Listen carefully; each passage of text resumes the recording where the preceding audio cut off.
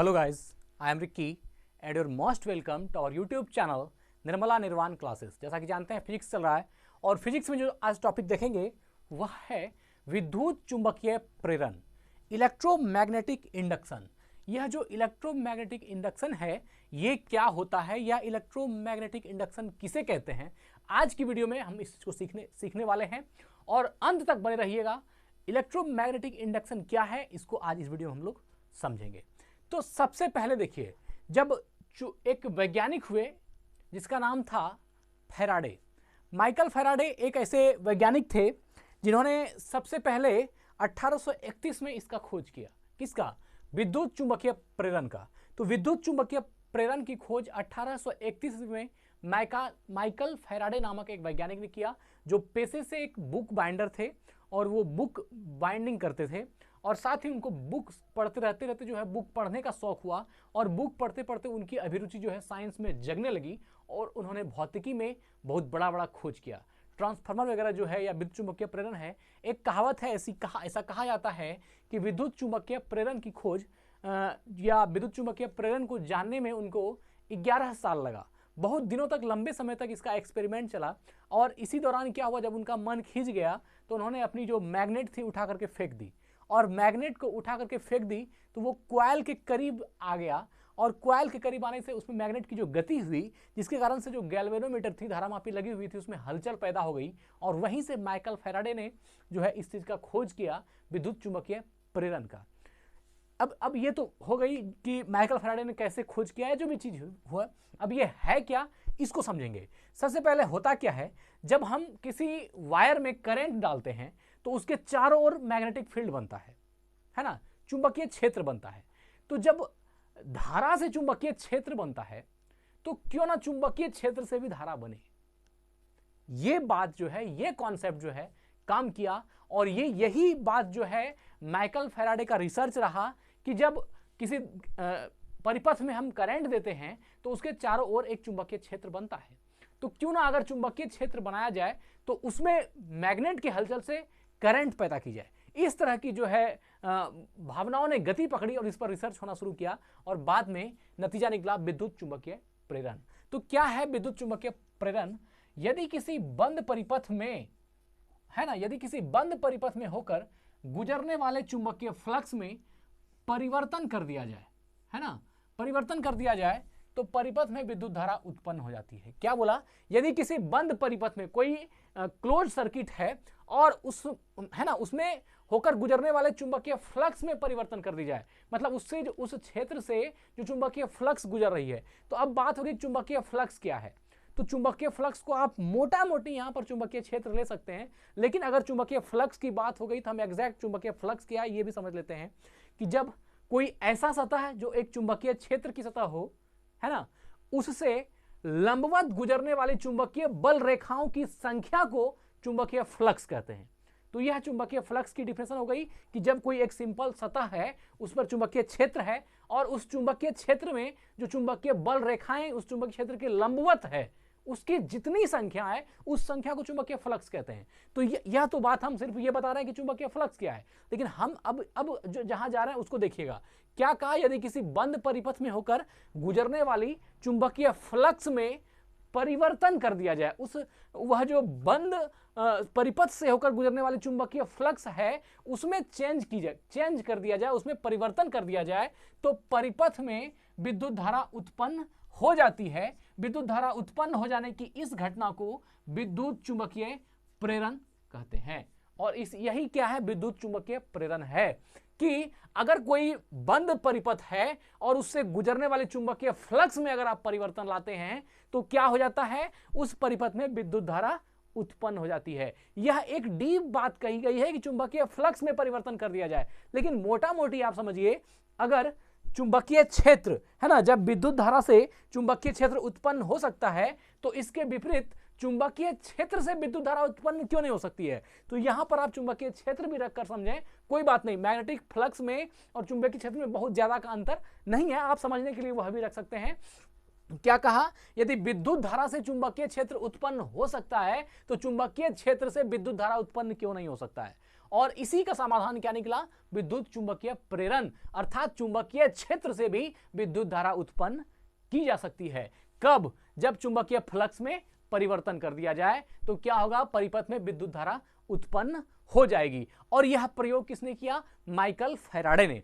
और Michael Faraday ने बहुत सारा नियम इस पे दिया है, हम इसको आगे और भी पढ़ेंगे, लेकिन आज की वीडियो में हम सिर्फ ये समझेंगे कि विद्युत चुंबकीय प्रेरण क्या है, इलेक्ट्रोमैग्नेटिक इंडक्शन कहते किसको हैं।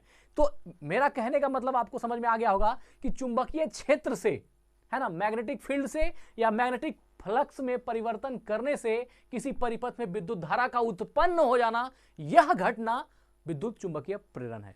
बात क्लियर है? कॉन्सेप्ट क्या कहा? विद्युत चुंबकीय प्रेरण क्या हो गया? तो जब किसी धारा से मैग्नेटिक फील्ड उत्पन्न हो सकता है तो मैग्नेटिक फील्ड से करंट उत्पन्न क्यों नहीं हो सकता है? और अगर मैग्नेटिक फील्ड में या मैग्नेटिक फ्लक्स के परिवर्तन से किसी सर्किट में विद्युत धारा उत्पन्न हो रही है तो यह जो विद्युत धारा उत्पन्न होने की घटना है, इस घटना को विद्युत चुंबकीय प्रेरण कहते हैं, इलेक्ट्रोमैग्नेटिक इंडक्शन कहते हैं।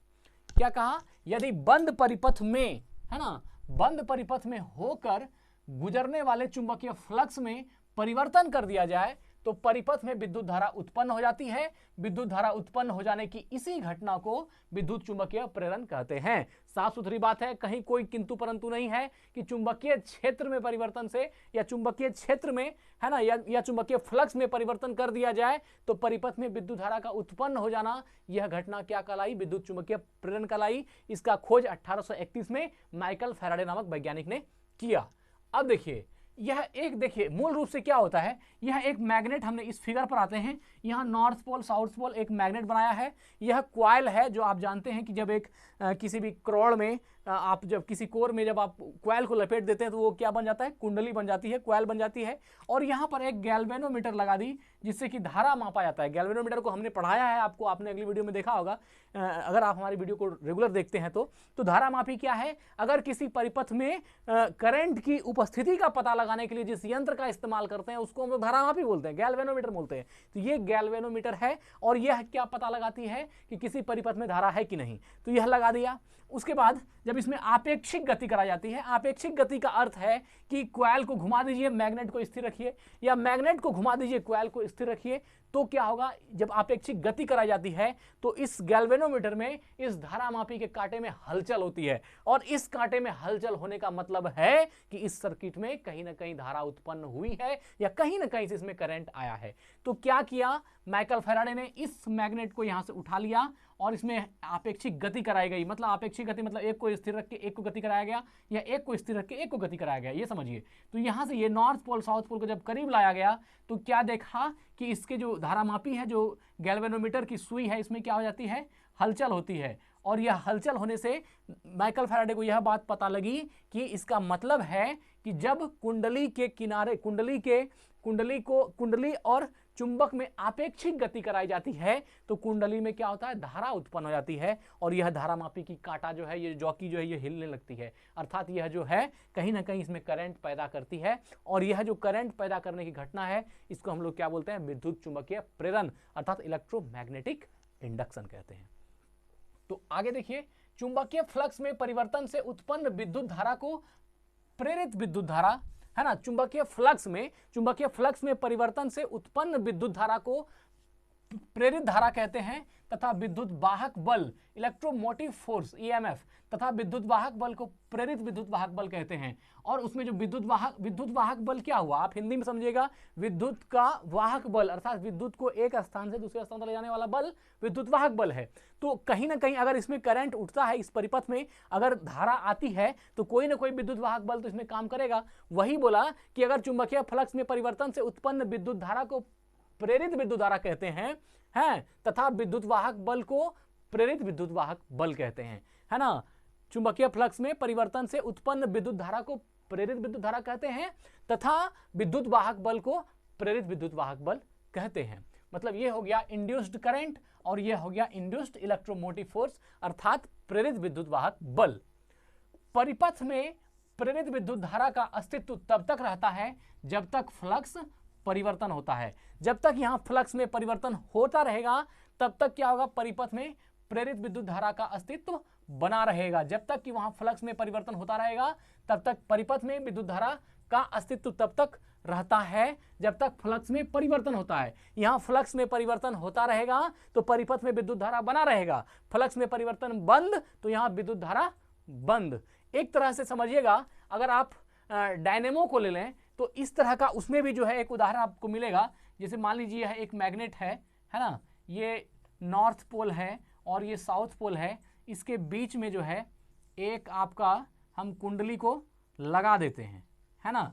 तो यह अब इसको क्या करता है, यहाँ पर इस कुंडली को जो है जनरेटर या कोई मशीन के द्वारा रोटेट की जाती है। तो यह जब इस दोनों मैग्नेट के बीच में, है ना, नॉर्थ पोल और साउथ पोल के बीच में जब इसको रोटेट किया जाता है, घुमाई जाती है, बार बार घुमाई जाती है, रफ्तार से घुमाई जाती है, तो क्या होता है, इससे विद्युत धारा जो है प्रवाहित होने लगती है। तो अब इसमें बात है कि इसको जितना रफ्तार दीजिएगा उतना तेज विद्युत धारा इससे बाहर निकलेगा। तो यह आप एक तरह से आप समझ सकते हैं, जो एसी जनरेटर है उसमें भी यही काम करता है कि नॉर्थ पोल और साउथ पोल का दो चुंबक लगा होता है, बीच में कॉइल लगी होती है और इसको हम लोग घुमाते हैं। यह जितना रफ्तार से घूमेगा उतना ही ज्यादा क्या होगी, यहाँ पर करंट पैदा होगी। साथ ही आप यह भी समझ सकते हैं, इसमें कॉइल में तार के लपेटों की संख्या, तार के फेरों की संख्या जितना ज्यादा टर्म्स होगी, जितना ज्यादा टर्म्स यह फेरा जितना ज्यादा होगा उतना ही ज्यादा क्या होगा, यह क्षमतावान होगा, ज्यादा से ज्यादा करंट पैदा करने में जो है ये होगा। तो यह भी विद्युत आप समझ सकते हैं विद्युत चुंबकीय प्रेरण की देन है क्या, डायनेमो,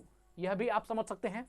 तो ठीक है, परिपथ में प्रेरित विद्युत धारा का अस्तित्व तब तक रहता है जब तक फ्लक्स परिवर्तन होता है। फ्लक्स परिवर्तन का अर्थ है आप इसको रोटेट करते रहिए, है ना, या फिर यहां पर आपने मैग्नेट को स्थिर किया और कॉइल को रोटेट किया। कहीं कहीं पर क्या होता है, कॉइल को स्थिर करके मैग्नेट को भी रोटेट कर सकते हैं, उससे भी क्या होगी, विद्युत धारा उत्पन्न होगी। आपेक्षिक गति कही जाती है कॉइल में और मैग्नेट में, अर्थात एक को पकड़िए एक को घुमाइए, या फिर एक को घुमाइए एक को पकड़िए, उससे भी कोई फर्क नहीं पड़ता, उससे भी प्रेरित विद्युत भाग बल उत्पन्न होता है, अर्थात जो है विद्युत चुंबकीय प्रेरण से विद्युत धारा उत्पन्न होती है। आगे कहा कि विद्युत चुंबकीय प्रेरण का उपयोग, विद्युत चुंबकीय प्रेरण का इलेक्ट्रोमैग्नेटिक इंडक्शन का जो यूज है वह हृदय के लिए कृत्रिम पेसमेकर में, हृदय के लिए जो कृत्रिम पेसमेकर होता है उसमें भी विद्युत चुंबकीय प्रेरण का इस्तेमाल होता है। डायनेमो में हमने कहा था अभी, डायनेमो में विद्युत चुंबकीय प्रेरण का इस्तेमाल होता है। ट्रांसफार्मर में, या जो ट्रांसफार्मर एसी वाला जो ट्रांसफार्मर आप देखते हैं उस ट्रांसफार्मर में भी विद्युत चुंबकीय प्रेरण का इस्तेमाल होता है, आदि बनाने में किया जाता है। तो इन तमाम चीजों में, कृत्रिम पेसमेकर में भी विद्युत चुंबकीय प्रेरण का इस्तेमाल होता है। देखिएगा ये सब ऑब्जेक्टिव में फंसाएगा आपको, ये याद रखिएगा। क्या कृत्रिम पेसमेकर में किस निम्नलिखित में से किसका इस्तेमाल होता है, विद्युत चुंबकीय प्रेरण का, चुंबकीय क्षेत्र का, चुंबकीय फ्लक्स का, कुछ से कुछ दे देगा, लेकिन क्या मारना है, विद्युत चुंबकीय प्रेरण का, इलेक्ट्रोमैग्नेटिक इंडक्शन का इस्तेमाल कृत्रिम पेसमेकर में होता है, डायनेमो में होता है, डायनेमो में विद्युत चुंबकीय प्रेरण का इस्तेमाल होता है, ट्रांसफार्मर में भी विद्युत चुंबकीय प्रेरण का इस्तेमाल होता है ना। ऐसा इन चीजों को बनाने में भी विद्युत चुंबकीय प्रेरण का इस्तेमाल होता है। तो आज हमने क्या सीखा, आज हमने ये सीखा कि विद्युत चुंबकीय प्रेरण होता क्या है, या विद्युत चुंबकीय प्रेरण किसे कहते हैं, है ना। इसका एक चीज याद रखिएगा, जब विद्युत धारा से मैग्नेटिक फील्ड, चुंबकीय क्षेत्र इजाद किया जा सकता है, तो चुंबकीय क्षेत्र से विद्युत धारा उत्पन्न क्यों नहीं की जा सकती है। ये जो है बहुत बड़ी बात है, और इसी से जो माइकल फैराडे ने इन चीजों का जो है खोज भी किया। तो ठीक है, आज की वीडियो में हमने समझा विद्युत चुंबकीय प्रेरण क्या, आज इसको यहीं एंड करते हैं, मिलते हैं अगली वीडियो में। धन्यवाद, स्वस्थ रहें, अपना ख्याल रखें, जय हिंद, जय भारत।